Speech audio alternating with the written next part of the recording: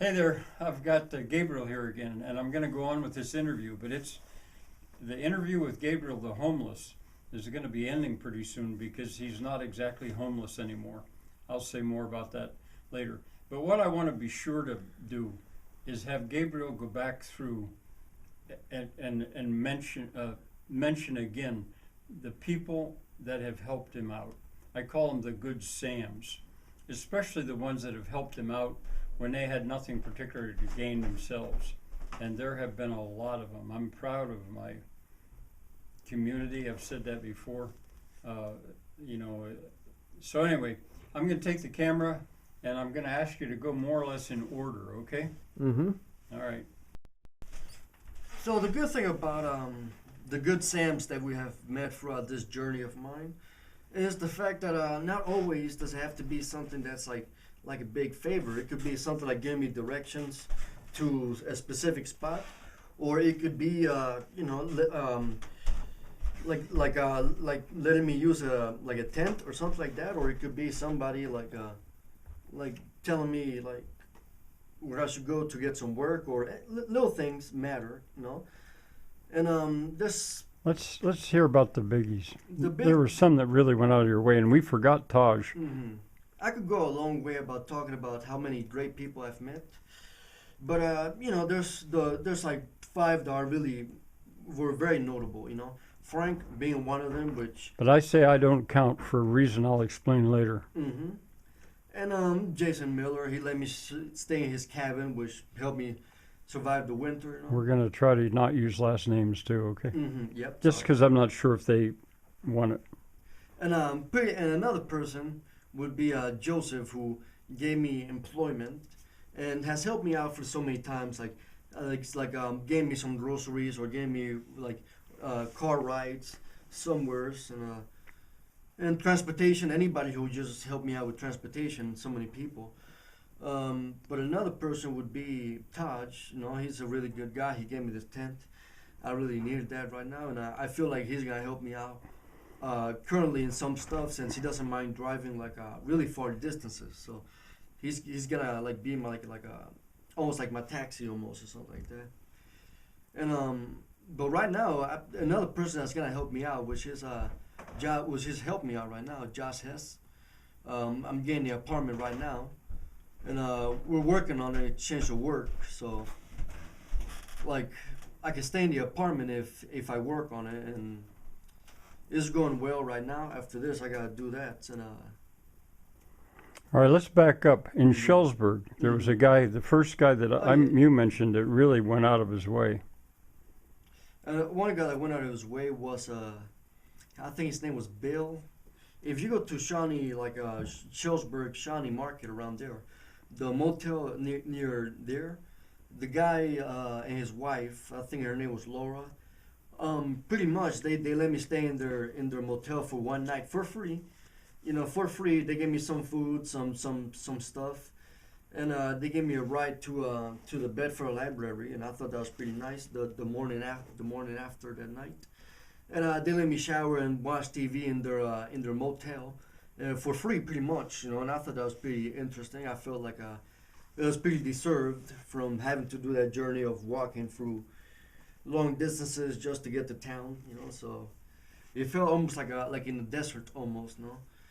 You know, they didn't have that much water and stuff like that, and even though it was raining, you know, so And somebody either there gave you $20, didn't they, or a couple times? yes. I only had $20 leaving the land, since I would mostly tell my dad to hey, I give him all my money, and it's I'd be like, hey, just get some food, no, just get this, get that. I would just tell him what supplies to give me while I was working on the land. So since transportation and yep. And pretty much I only had $20 left. And I met a guy that gave me $20, you know, and as I was running around there with the wheelbarrow, since he passed by me. And, That was on your way from Bedford to Osterberg. mm. And another person did that too, that favor around Osterberg as well, closer to it, no? Now, who gave you the bicycle? A kind man by the name of Steve Clapper. Yeah, he's a really good Christian, very good guy. And pretty much he's gave me work. And if I don't have like, since right now I'm working on roofing, if I don't have like work for roofing since it's like raining, I could work for Steve Clapper since he said that he doesn't mind driving me. But pretty much he did me a lot of favors. He gifted me a Bible, which I should read more often. You know, if there's a lot of philosophy on it. Good book. Even if you're an atheist, I feel like you should read the Bible just because a lot of good stories. I mean, take inspiration and stuff like that.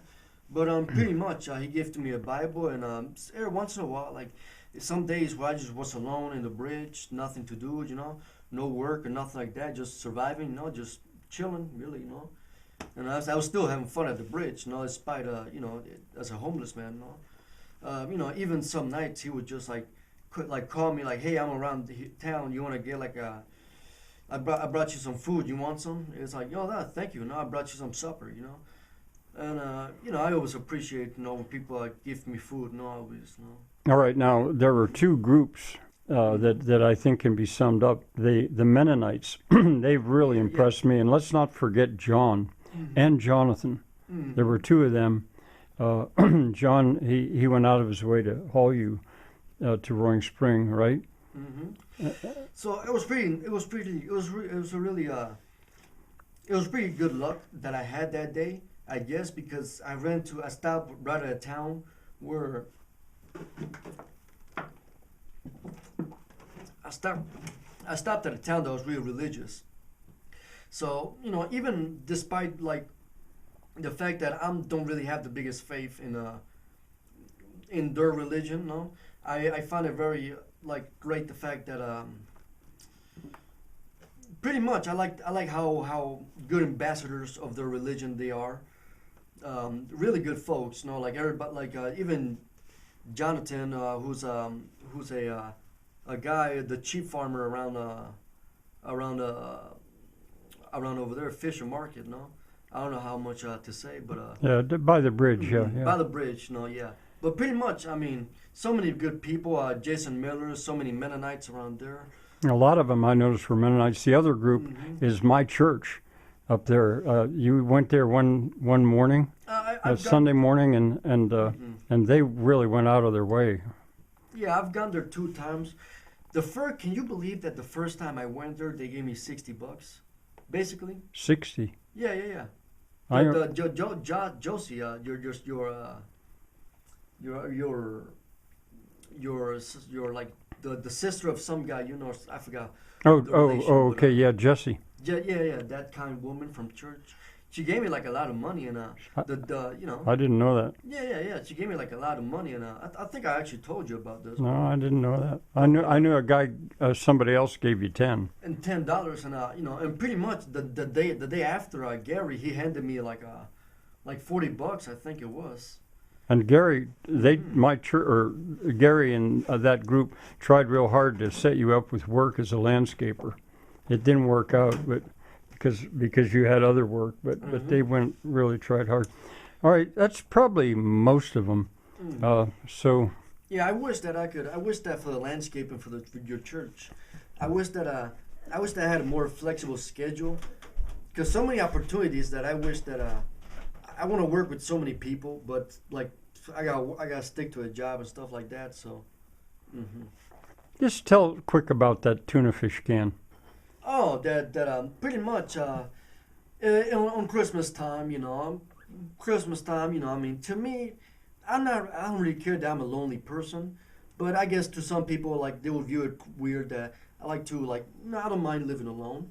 And, at Christmas time is just kind of lonely for me, so not a lot of things happen around Christmas, And, but I was at the dollar store, and the lady behind me, most people look at me kind of weird, kind of suspicious look. I dress kind of, I guess I got an unusual look for some reason. But pretty much, I mean, the lady behind me gave me a weird look, and I thought nothing of it, since I don't blame people for thinking I'm unusual. But pretty much, I only had $20 to my not to my name, but on my pocket, since I had some other money, I think in the tent or something like that, but I think I was traveling or something. But pretty much a lady, she gave me like I can only afford so I had $20 so I had $20 that day, but I think it was $2.21 and I couldn't afford that one can.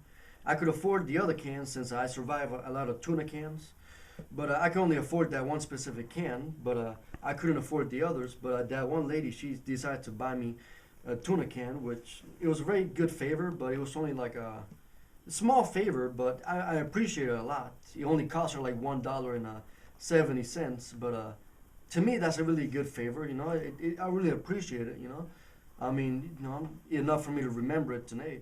So yeah. Thanks.